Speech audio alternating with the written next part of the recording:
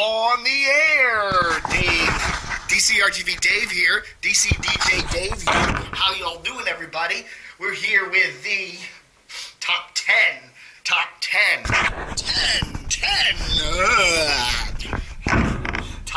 news stories in the DC-Baltimore market, media news stories for 2014. First off, I have to say, it wasn't a very big year, okay?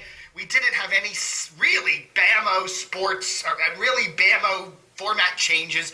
It was all pretty much the same, okay? So anyway, let's take a look at the top 10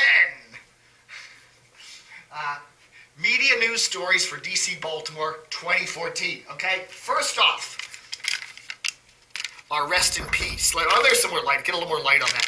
The rest in peace list includes... There we go. Lee Reynolds, Captain Tug, passed away this year. Ray Davis, WAMU Bluegrass Country veteran. Joe Knight, WCBM and FBR veteran. Ben Bradlee, the Washington Post guy. Jerry Phillips from WHUR, many years. George Collins there, a long history at WMAL. And Greg Kane, Baltimore Sun, longtime Baltimore Sun. They're just some of them. There are many others that passed away, but those are the ones that just stood out as like, wow. So anyway, that's the list for the rest in peace list. Now, the top 10. Actually, top 10 is two parts. Major departures from area stations. Okay? Here we go. Whoa, there's Arch leaving Channel 7 after, a number of years there. And he's been, and News Channel 8.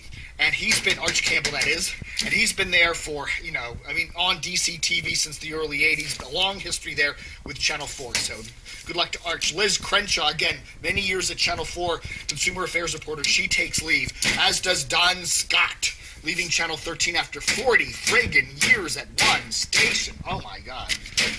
What do you do? Anyway, number 9.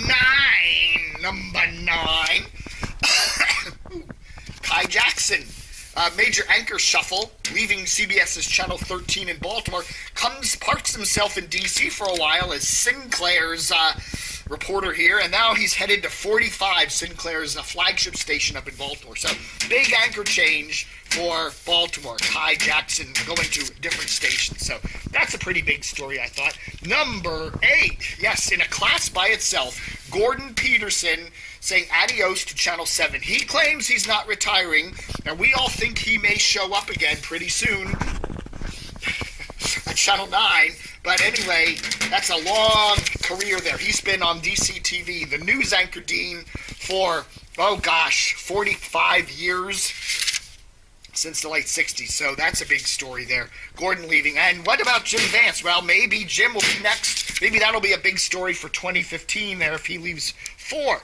Okay, number 7.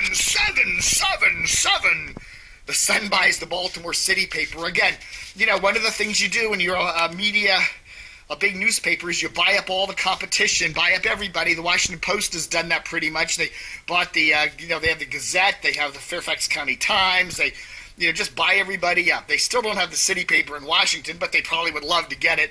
But anyway, up in Baltimore there, Sun buys the Baltimore City paper. It also owns most of the local newspapers across Maryland, at least the Baltimore region. So they just completely dominate there.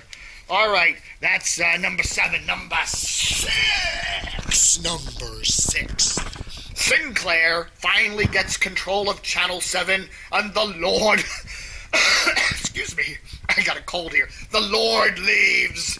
Bill Lord gets booted from Channel 7. Back in August, they take over right-wing crazies from Sinclair by WJLA. Finally get approval from the FCC to take control of Channel 7.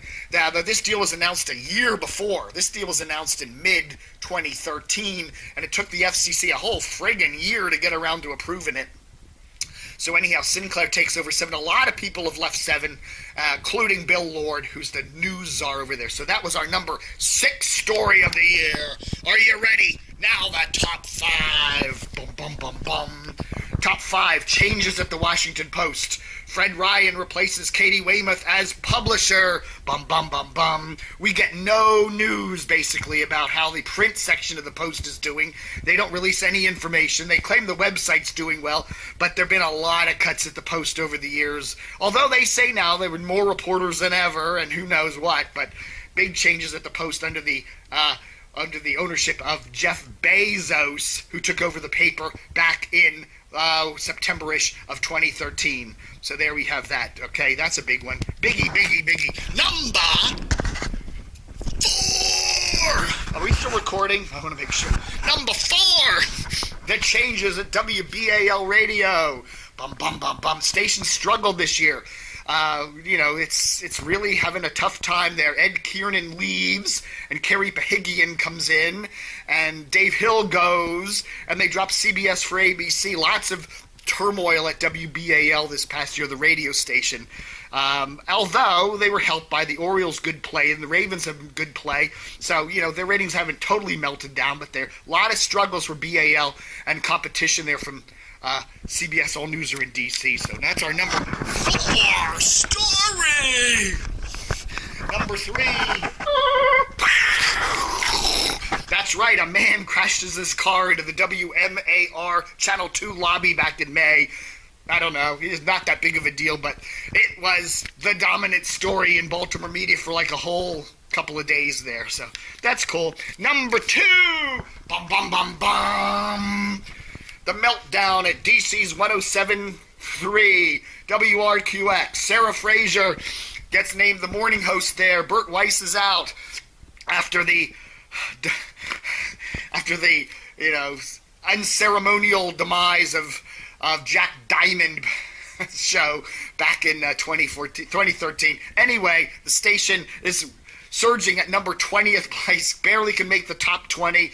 Looks like it's the format flip candidate for 2015, but Cumulus still sticks with it. So anyway, that's our number 2 story. And the number 1 story, and it kind of shows you what a crappy news year this has been, because it really isn't that big of a deal. Bum, bum, bum, bum. WTOP's continued dominance in the DC radio market, and how they've managed to keep WNEW, CBS's 3-year-old all-newser, out of the top 20 since it started. Not one placement of WNEW in the major ratings in the DC market, and above 20th place in the whole year, on the whole 3-year run. So WTOP continues dominance. Jim Farley leaves. That was the end of last year. And Laurie Cantillo takes over, and the station remains dominant. And it's even more dominant in terms of ad revenue, as it placed again in 2013 the top ad revenue producer for the year. All right. Anyway, that's our top 10 stories. Not a huge year in terms of big news. We didn't really have any huge format flips this year. Nothing really earth-shattering, but there you go. That's what I think are at least scrounging up the top 10 media stories for the Washington-Baltimore market in 2014. Thank you for joining me. Book 'em, Dano!